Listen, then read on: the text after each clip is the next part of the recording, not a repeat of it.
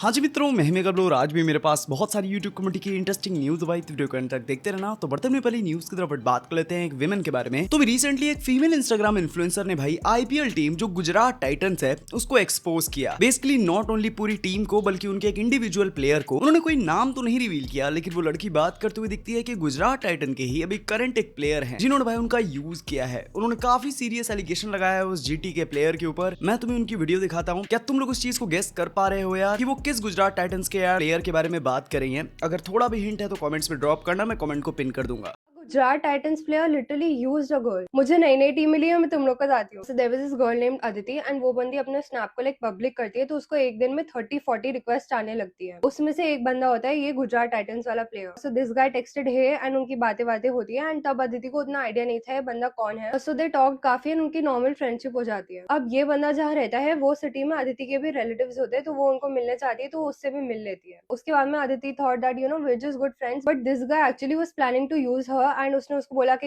Let's get physical and do stuff. तब अदिति बहुत offend हो जाती है एंड वो लाइक लड़ाई वड़ाई कर देती है एंड वो उसको बोलती है that you were just using me all along and उनकी बातें करनी बंद हो जाती है। फिर कुछ मंथ्स हो जाते हैं इस बात को एंड जब आईपीएल स्टार्ट होता है तब this guy texted Aditi again and Aditi replied she thought कि क्या पता है बंदा चेंज हो गया अभी। शी टोल्ड हिम दैट मेरी सिटी में अगर तेरा कोई मैच हो तो याद है हमने प्लान किया था that I take you to these places and all, मैं तुमको मेरी सिटी घुमा दूंगी, so if you still want to meet me then मुझे बोलना। फिर this guy tells her that actually now I am famous and all तो मैं बाहर नहीं जा सकता, I can not meet you outside but let's meet in a hotel. somehow Aditi को कन्विंस कर लिया एंड उसने अदिति को ही बोला कि you only pay for the hotel. तो अदिति वाज लाइक कि dude you earn in crores, तो 2-3 हजार के रूम के लिए नहीं पे कर सकता है क्या? And it is anyways your problem कि आपको होटल में जाना पड़ रहा है तो तू नहीं पे कर सकता क्या? But this guy was like कि नहीं यार मेरे एक्सपेंसेस मॉनिटर होते तो अगर मैं पे करूंगा तो मेरे भैया को पता चल जाएगा कि मैंने कहाँ पे किया, so you only have to pay. और फिर Aditi was like all right and फिर ये बंदा उसको बोलता है कि तू ओला का भी पे कर दे। तो उसने बोला भाई ठीक है अब चल मैं रूम का पे कर रही हूँ उसके, तो ओला का भी मैं ही पे कर लेती हूँ। फिर they go to the hotel and उधर जाके बंदा पूरे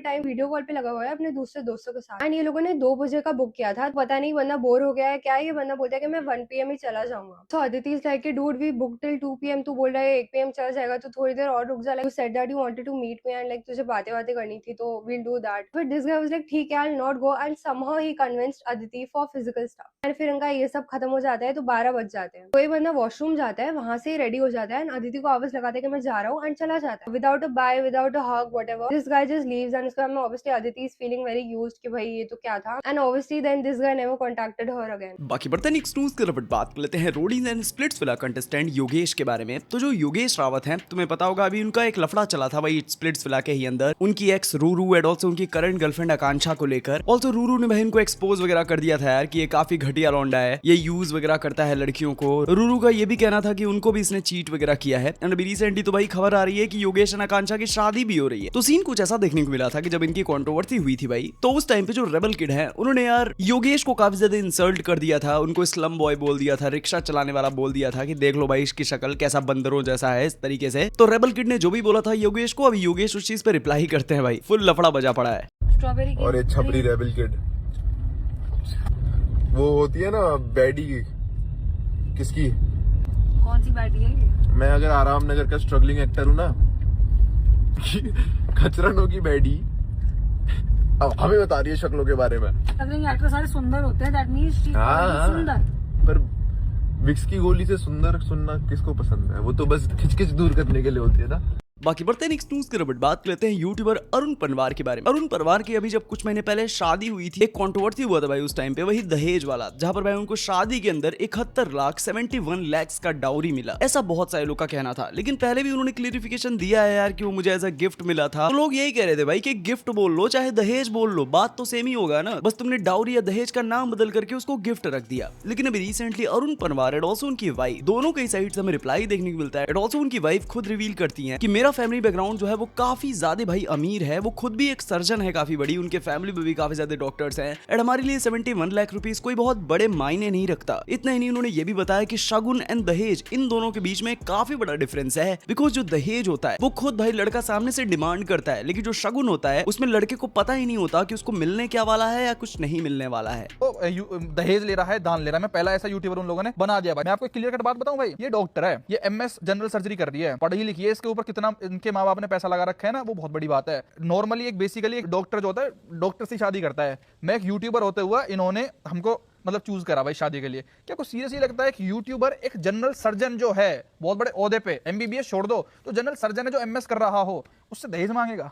तो थोड़ी बहुत कॉमन सेंस होती है ना एडिटर्स के अंदर, इन जो ये न्यूज छापते हैं, आर्टिकल्स लिखते हैं, थोड़ी तो कॉमन सेंस लगाया करो। क्या तुम देते अगर मांगते भी तो?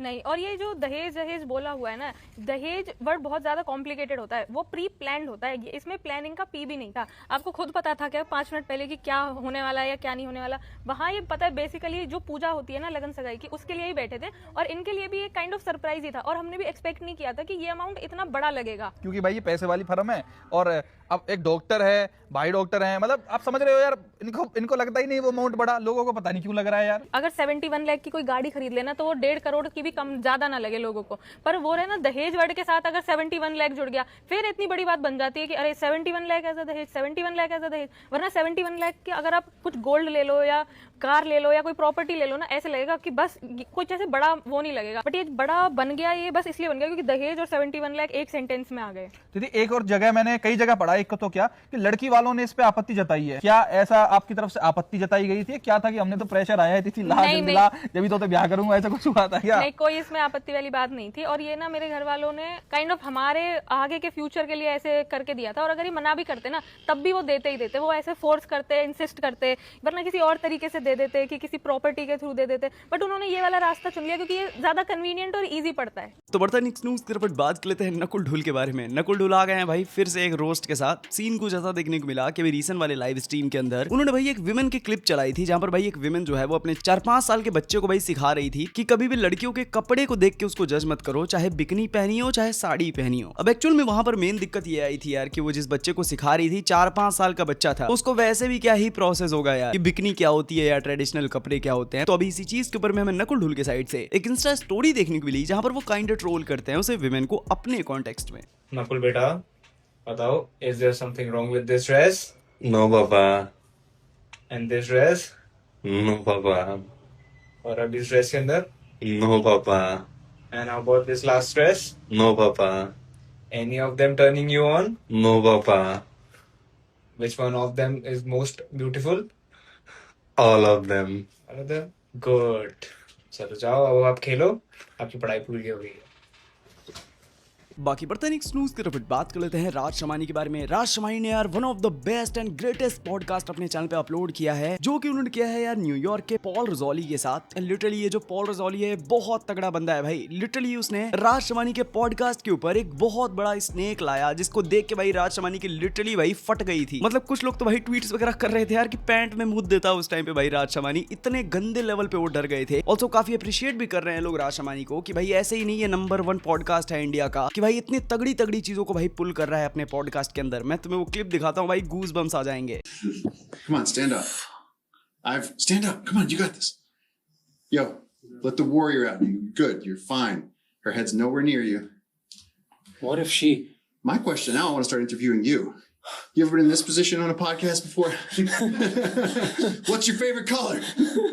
No, let's stay calm. Let's stay calm. Where are you at?